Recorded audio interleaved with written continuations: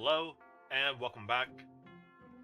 I have to admit, it's been pretty tough trying to keep this formula. With ground being as strong as it is this patch, I've actually been doing pretty good, all things considered. And the games that I'm noticing that I'm struggling in are the ones with shiny appearances. This game in particular had a shiny Gyarados appearance, so similar to the last video I made on just playing around shiny items, I'm just going to go through some of the notes that I've taken down here and talk a little bit about this game. I'll include some footage and hopefully keep it pretty consistent with the stage that I'm talking about. But with that stated, let's begin. So at stage 2, we start off with a potential Fire 4 start. I do like to keep that in mind because Fire 4, Ground 4 are both pretty good early game to play around while you wait and get some units to transition into your unique carousel. And so in this case, we would be starting Fire 4 and then looking for ground units as we go along. We'll be building ground items. And the first big mistake that I noticed, because I'm probably going to play Lucky Egg anyways, Lucky Egg's actually going to be good on a fire type unit like Lampent, because being a fire type means its odds of afflicting burn are going to be increased by the use of the Lucky Egg. That's just a little something that I didn't think through at the time. Also, as I start to scout between stages 4 and 6, I'm noticing a lot of people with Monferno or Pikachu. I think in total there were 4 people who had either a Raichu or Infernape this game. This was a reroll lobby, and so I have to start being able to take that into consideration. Obviously, higher ELA players, they typically don't play reroll. There's just no reason to do that, even if you have something like Infernape. Perhaps if they got Payday, I can see it, because there's a lot of value in that, but you're not really going to see, if you scammed through the entire game, you're not really going to see a lot of items on that Pokemon. That Pokemon being, what is it called? It's not Fuecoco. Fennekin, there we go. The Fennekin breaks in line. If there's items on it with Payday, then you know why they're playing that. But this just looked like a typical Infernape fire fighting, fire human type comps. And I don't see that commonly, especially not multiple in the same lobby. So with all of that going on and nobody else threatening ground, that's a signal. The signals are what we typically want to focus on in order to tell us how to play the game. That's why VOD reviewing is so crucial for me here at this stage of my development, because there's little things that I could easily miss. We do eventually fix the issue with Lampent and the items, and we're just going to sort of flip-flop between as we wait for some ground units to appear in shop. We finally do hit those around stage 8, but I noticed that with a water comp in the game and a potential like 2 to 4 reroll players in the lobby, shouldn't water also count, because they pull a lot of 1-costs out of the pool, and usually they'll use those 1-cost evos for Marsh Stomp, Poliwhirl.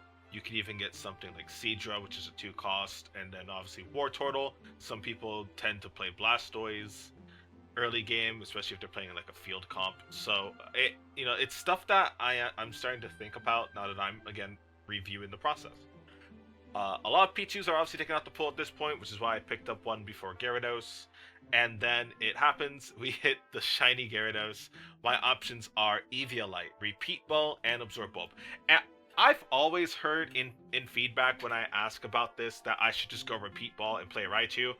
I didn't think about it because Raichu's obviously not an option in this game, but I could have totally played over Piloswine. I've done it before in practice. Repeat Ball, Piloswine, giving it, now it only gives attack speed instead of AP, I believe, and so in order to make my life a lot easier, I could have taken the 63 gold that I had here, grabbed the Repeat Ball, and then re-rolled. And I also noted, especially because I hit Gligar here, and Gligar I may or may not be able to build items around. So instead, I do stick to more of my hypotheses. I obviously don't go for the Eviolite, because I'm realizing now if I wanted to play around Eviolite, it would have to be a later shiny event, like legendary, I guess you could say. Yeah, shiny Mewtwo is a thing too, right? So if shiny Mewtwo happens with Eviolite, I think that's a great time to pick up Eviolite as well. But the earlier two, with the first 3 PvP rounds and the Gyarados round, I don't think that Eviolite would be great there as a pickup, because there's no guaranteeing. As I've stated before in previous videos talking about shinies, it's like getting 50 gold pocketed straight into your bank at the start of the game, and you really have to make sure that whatever item you're using, you can properly utilize. We did try out our hypothesis from before. It just didn't go that well because I didn't necessarily have everything together. I've changed my approach a lot over the past patch, and yeah, I think Repeat Ball would have been an interesting angle here, considering maybe we could have played around Nidoking even. I mean, I see Nidoran on my board right now around stage 12. Maybe we could have played Nidoking reroll instead. Maybe we could have, especially with Gligar Gliscor, maybe we could have played like a poison comp or something with it. Also, somebody did drop an FF around stage 12, which is crazy for a custom lobby. That almost never happens. But yeah, we see Raichus, we see Infernapes by the end of this game, and it probably would have just been better off if I focused around units that I could have rerolled around. We could have done Marshtomp with the Aqua Egg. That's a pretty good item on it. We really only needed... what would we need? Usually it's like Muscle Band, Aqua, and then Stardust. That would have been a good 3-item combo. We do have the opportunity to itemize our Gliscor here with Muscle Band and stuff, so we definitely could have played for a reroll base comp, and then we sort of hit late while Gliscor holds the best that it can in the early to mid game. So yeah, dude, definitely let me know down below what you think about this approach. Do you guys force Repeat Ball this patch with all the changes it's had previously? Are there any particular shiny items, like obviously Shiny Stone, that you always go for when you have the chance? And next time, hopefully, I will finally learn this lesson, and with all this experimenting and VOD reviewing, I'll start to pick up these wins too. Because since I can play these games pretty well already, the important thing now is to clean up the games that I am dropping. And if those are shiny games, then I'll, concede and say, well, maybe there's some way for me to get better at these lower odd event-based games. Alright, thank you, and until next time, I hope you take care.